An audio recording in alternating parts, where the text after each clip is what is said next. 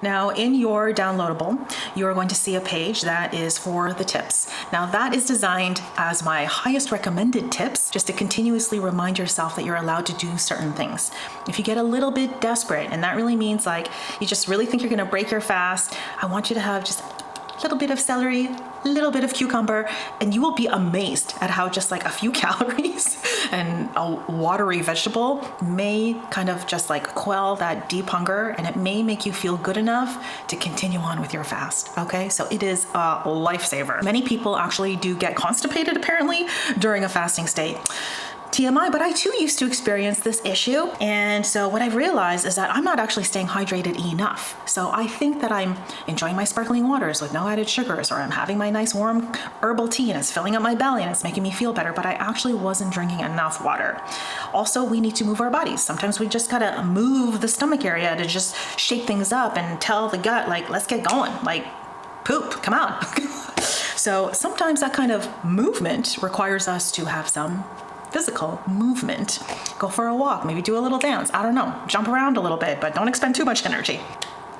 Rest. Rest is a gigantic part of fasting and allowing our bodies to do what it's naturally doing. Please do your best to rest. Your body is doing a lot of work on the inside, and if you rest, more energy can be allocated to doing all the good work. You might be really, really tired, so turn in a little early in the evening. It's okay. It's just for a few days. If you can sleep in, then please allow yourself that grace to sleep in, even if it's for another half an hour. Be gentle. Please be gentle with yourself. You might have some interesting feelings kind of coming up. You might have even bouts of anger, okay? You might have like explosive episodes. Maybe you're just gonna be calm and like cool as a cucumber. Good for you. But just whatever it is that happens in your fasting experience, A, I wanna hear about it, but B, please know that you are undergoing a very intense physiological exercise over 5 days, okay? It ain't no joke. So please be gentle with yourself. Offer yourself that grace. And if you have to go through that practice of, would you treat your best friend this way? Would you speak to your best friend that way? Then go through that exercise and just be nice. Honor the struggle.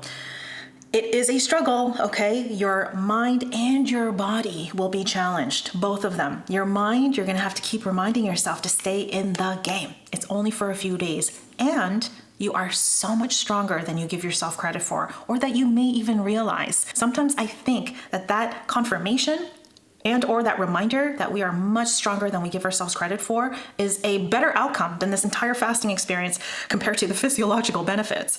Sometimes that understanding, that knowledge, and that confirmation allows us to practice greater confidence in all other aspects of our lives. Go into it knowing that you are going to be challenged, and also that you have everything that you need to overcome that challenge and just rock this like the boss that you are. I want you to space your food out. Some people say, well, Jamie, I don't eat breakfast, so I'm gonna combine my breakfast and my lunch, and I'm just gonna have 2 meals a day and a snack. Okay, if you must do that, then do that. If this is your first time fasting and you're gonna have a hard time controlling that hunger, then don't do that. Okay, just space your food out. Have breakfast a little after you get up. Then 3-4 hours later, you're gonna have your lunch salad.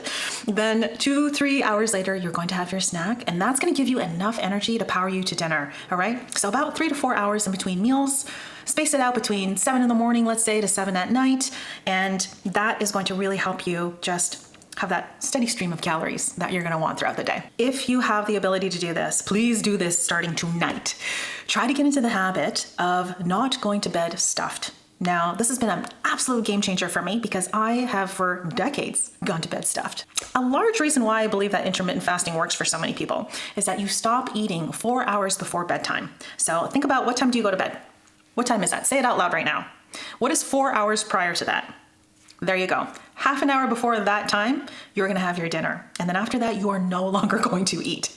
You're also gonna take this up a little notch and eat until you are comfortably full. That's about like a 7 out of 10. You're not undoing the button in your pants because you're just so full, but you are nourishing yourself. You're not staying hungry in the least bit. You are eating enough calories, absolutely. You are nourishing your body. Going to bed in that state is not only so beneficial for so many reasons, but going into the fasting state, you are going to go to bed a little bit hungry, and it's going to be so much easier if you have been practicing this amazing practice of going to bed not full That's going to really help you out.